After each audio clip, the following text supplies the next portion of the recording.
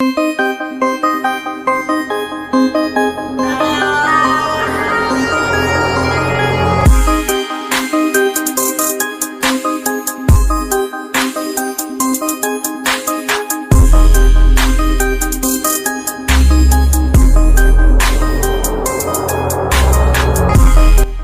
तरफ से तमाम देखने वाले और सुनने वालों को अस्सलाम वालेकुम। आज की इस वीडियो में हम सैर करने वाले हैं मगरबी एशिया यानी मशरक़ वुस्ता के इस मुल्क की जहां से इस्लाम की इब्तिदा हुई। मुसलमानों के सबसे मुक़द्दस मुल्क सऊदी अरेबिया के बारे में दिलचस्प और अजीब बातों के जिक्र के साथ साथ हम सऊदी अरब की तारीख पर भी तफसील से बात करेंगे, जिसे आज से पहले बहुत कम लोग जानते होंगे। वीडियो का बाकायदा आगाज करने से पहले तमाम नए आने वाले साथियों से गुजारिश है कि YouTube पर मौजूद हमारा चैनल रियल टाइम टीवी को सब्सक्राइब करते हुए साथ मौजूद घंटी की अलामत को भी दबा दें, ताकि हर नई आने वाली वीडियो आप लोगों को बआसानी मौसूल होती रहे। सऊदी अरब की तारीख भी तमाम दूसरे ममालिक की तरह हज़ारों साल कदीम ज़माने में ज़िंदगी के वजूद की अलामतों को ज़ाहिर करती है। यूं सऊदी अरब की तारीख दो हिस्सों पर मुहित है, एक इस्लाम से पहले की ज़िंदगी और दूसरा इस्लाम के बाद की ज़िंदगी। बुत परस्तों के दौर में अल्लाह पाक ने अपने प्यारे महबूब हज़रत मोहम्मद सल्लल्लाहु अलैहि वसल्लम को अरब की सरजमीन मक्का में कुरैश के कबीले बनु हाशिम में अब्दुल मुत्तलिब के घर अब्दुल्ला के यहाँ अपना दीन मुकम्मल करने के लिए पैदा फरमाया। इस दौर में मक्का वही जगह थी जिसे आज का मक्का कहा जाता है, और जब हज़रत मोहम्मद सल्लल्लाहु अलैहि वसल्लम ने काफिरों से तंग आकर यसरब की तरफ हिजरत की तो इस सरजमीन को चार चांद लगा दिए, जिसे आज का मदीना कहा जाता है, और नजद वही जगह थी जिसे आज रियाज के नाम से जाना जाता है। मक्का और मदीना जिस सरजमीन पर आते थे, इस सरजमीन को हिजाज कहा जाता था। नबी पाक सल्लल्लाहु अलैहि वसल्लम ने जब सहाबा किराम रज़ी अल्लाह अन्हुम के हमरा मक्का को फतह किया तो इस सरजमीन पर पहली इस्लामी सल्तनत की बुनियाद रखी। आप सल्लल्लाहु अलैहि वसल्लम के विसाल के बाद 632 ईस्वी से लेकर 661 ईस्वी तक के दौर को खिलाफत राशिदा कहा जाता है। ये मुसलमानों की वो सल्तनत थी जिसमें मुसलमानों ने इस्लाम को ईरान, इराक, मिस्र, फ़लस्तीन और शाम तक फैला दिया था। ये दौर इस लिहाज से भी नुमाया मुकाम रखता है क्योंकि ये कुरान और सुन्नत की बुनियाद पर कायम निज़ाम हुकूमत था। खिलाफत राशिदा के बाद खिलाफत उमैया का क़याम अमल में आया। ये खिलाफत 661 ईस्वी से लेकर 650 ईस्वी तक बरकरार रही। कुरैश के ख़ानदानों में बनु हाशिम के बाद बनु उमैया ही एक मुमताज़ और दौलतमंद कबीला समझा जाता था, जिन्होंने खिलाफत राशिदा के बाद तकरीबन एक सदी हुकूमत की। मुसलमानों के इस दौर में इस्लाम की जड़ें चीन से स्पेन तक फैल चुकी थीं। यह मुसलमानों का वही दौर था जिसने सानह करबला जैसे अजीम सानहे को जन्म दिया था। अगर आप सोचते हैं कि हम आज के दौर में वोट देकर हुक्मरानों को मुंतखब करते आ रहे हैं, तो ये आपकी भूल है, क्योंकि अवाम की राय से हुक्मरान मुंतखब खिलाफत राशिदा से चला आ रहा है। अबू सुफियान के बेटे अमीर मुआविया को हज़रत उमर फारूक रज़ी अल्लाह अन्हु के दौर में दमिश्क का गवर्नर बना दिया गया था, और हज़रत उस्मान रज़ी अल्लाह अन्हु के दौर में वो पूरे सूबे शाम के गवर्नर बना दिए गए थे। हज़रत उस्मान रज़ी अल्लाह अन्हु की शहादत के बाद 35 हिजरी में अमीर मुआविया ने क़सास उस्मान की आवाज़ बुलंद की और मरकज़ी हुकूमत से अलहदा हो गए। जंग सफ़ीन के बाद मुस्लिम हुकूमत दो हिस्सों में तकसीम हो गई। आधी खिलाफत जो हज़रत अली रज़ी अल्लाह अन्हु के पास रही, और आधी बादशाह जो अमीर मुआविया के पास चली गई।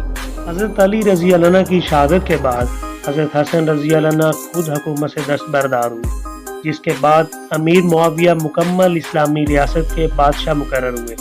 इससे पहले किसी खलीफा ने अपने बेटे को जानशीन मुकर्रर नहीं किया था, जबकि अमीर मुआविया ने अपने बेटे यजीद को ज़बरदस्ती जानशीन मुकर्रर किया, जिसके बाद इस्लाम के सबसे बड़े साने ने जन्म लिया। मैंने इस इस्लामी मौजू पर ज़्यादा बात इसलिए नहीं की ताकि मुझसे बात करते हुए कोई गलती सरजद ना हो जाए। खिलाफत राशिदा के बाद मुसलमानों की सबसे बड़ी सल्तनत खिलाफत अब्बासिया कहलाती है, जो 750 ईस्वी से लेकर 1258 ईस्वी तक बरकरार रही। इस दौर में इस्लाम ने बहुत तरक्की की, दुनिया के कोने कोने तक इस्लाम फैल रहा था।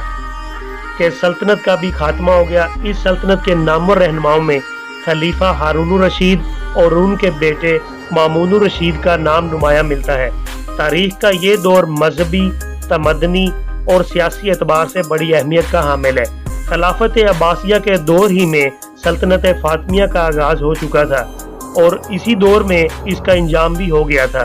ویسے تو خلافت عباسیہ کا انجام 1258 عیسوی میں ہوا تھا، مگر حجاز میں 967 عیسوی کو ہی ختم ہو کر سلطنت فاطمیہ کی بنیاد رکھی، جو 1094 عیسوی تک برقرار رہی۔ 1094 عیسوی کے بعد سے 1274 عیسوی تک حجاز پر ایوبی سلطنت کا دورہ رہا۔ اس سلطنت کے عظیم ورقوں میں سلطان صلاح الدین ایوبی کا نام آج بھی گہرے حروف میں لکھا نظر آتا ہے۔ سلطان کی وفات کے بعد سلطنت سلطان کے بیٹوں میں تقسیم ہو گئی، جسے بعد میں سلطان کے بھائی نے مکمل ہتھیا لیا اور یوں سلطنت زوال کا شکار ہوئی۔ سلطنت مملوک کا خاتمہ اس وقت ہوا جب عثمانیوں نے مصر کو فتح کر لیا، کیونکہ مصر سلطنت مملوک کا گڑھ تھا، لہٰذا اس سلطنت کے خاتمہ کے ساتھ ہی عثمانیوں نے حجاز کو اپنے قبضے میں لے لیا۔ سعودی عرب دنیا کا وہ واحد ملک ہے جس کا نام 2 صدیاں پہلے پیدا ہونے والے ایک حکمران کے نام پر رکھا گیا تھا۔ سعودی عرب کا ظہور 17ویں صدی کے وسط میں عرب کے وسط سے شروع ہوا، جب محمد بن سعود اور معروف اسلامی شخصیت محمد بن عبد الوہاب دونوں مل کر ایک نئی سیاسی طاقت کے طور پر ابھرے تھے۔ اگلے 150 سالوں تک آل سعود کی قسمت کا ستارہ طلوع و غروب ہوتا رہا، جس کے دوران ان کے مصر، سلطنت عثمانیہ اور دیگر عرب خاندانوں سے تصادم ہوتے رہے۔ عثمانیوں کے دور میں نجد کے علاقوں پر سعود خاندان کا کنٹرول ہو چکا تھا۔ تاریخ نے سعود کو ایک ڈاکو، ایک بدمعاش کے طور پر دنیا کے اس خاندان سے متعارف کروایا ہے، جبکہ عبد الوہاب ہی کی بدولت وہابی فرقہ، جسے آج سلفی کہا جاتا ہے، وجود میں آیا تھا۔ 19ویں صدی میں جب عثمانی اپنے زوال کا شکار ہوئے، اس عرصے میں سعود خاندان کے سپوت عبدالعزیز نے نجد کے علاوہ حجاز کے ان علاقوں پر بھی قبضہ کر لیا تھا جن میں مکہ، مدینہ جیسے شہر آتے ہیں۔ عبدالعزیز بن سعود کی طاقت میں اس طرح بھی اضافہ ہوا کہ سلطنت عثمانیہ کے خاتمے کے بعد اس میں تمام بااثر قبیلوں کے سرداروں کی بیٹیوں سے شادی کر لی تھی۔ آج اس کے خاندان کی تعداد 25,000 کے قریب ہے، جبکہ اثر و رسوخ رکھنے والے شہزادوں کی تعداد 200 سے کچھ زیادہ بتائی جاتی ہے۔ 1920 میں ترکوں نے معاہدہ سیورے کیا، اس میں ان علاقوں کا امن و امان قائم رکھنے کا وعدہ کیا گیا تھا، اور دوسری طرف ترکی میں مصطفیٰ کمال نے آزاد ریاست کا اعلان کر دیا۔ 1916 سے 1925 تک مملکت حجاز کے نام سے قائم ہونے والے اس ماتحت حکومت نے 1925 میں باقاعدہ ایک الگ حکومت کی بنیاد ڈالی، جس کے بعد شاہ عبدالعزیز مقرر ہوئے۔ 20 مئی 1927 کو معاہدہ جدہ کے مطابق برطانیہ نے تمام مقبوضہ علاقوں کو، جو اس وقت حجاز اور نجد کہلاتے تھے، سب پر عبدالعزیز بن سعود کی بادشاہت کو تسلیم کر لیا۔ 1932 میں حکومت برطانیہ کی رضامندی حاصل کرتے ہوئے مملکت حجاز اور نجد کا نام تبدیل کرتے ہوئے سعودی عرب رکھ دیا گیا۔ قتل کا بدلہ قتل سعودی عرب میں اسلامی قانون کے مطابق لیا جاتا ہے۔ چوری کرنے والے کے ہاتھ کاٹ دیے جاتے ہیں۔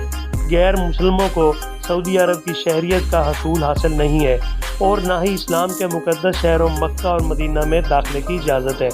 لیکن پچھلے سال سعودی حکومت کی جانب سے صوفیہ نامی روبوٹ کو دی جانے والی شہریت کی کچھ سمجھ نہیں آتی۔ سعودی عرب کا دارالحکومت ریاض ہے، اور اس شہر کا سعودی عرب کا سب سے بڑا شہر ہونے کا بھی اعزاز حاصل ہے۔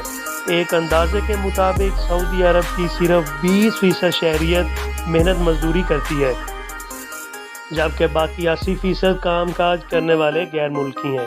سعودی عرب کی معیشت میں نصف سے زیادہ حصہ تیل سے حاصل ہونے والے زر مبادلہ سے پیدا کیا جاتا ہے۔ سعودی عرب کا 95% حصہ صحرائی یا نیم صحرائی ہے، جو دنیا کے بڑے بڑے صحراؤں میں شمار کیا جاتا ہے۔ دوستو، یہ بھی سعودی عرب کے بارے میں دلچسپ معلومات پر مبنی ایک چھوٹی سی ویڈیو ہے۔ इस वीडियो में हमने ज़्यादा बात सऊदी अरब की तारीफ पर की है। दोस्तों, अगर आपको ये वीडियो पसंद आई है तो इसे अपने दोस्त अहबाब के साथ व्हाट्सएप और फेसबुक पर ज़रूर शेयर करें और मेरी हौसला अफजाई के लिए लाइक का बटन भी प्रेस करें और एक अच्छा सा कमेंट भी दें। अगली वीडियो तक अपने इस दोस्त को इजाज़त दें। अल्लाह हाफिज़।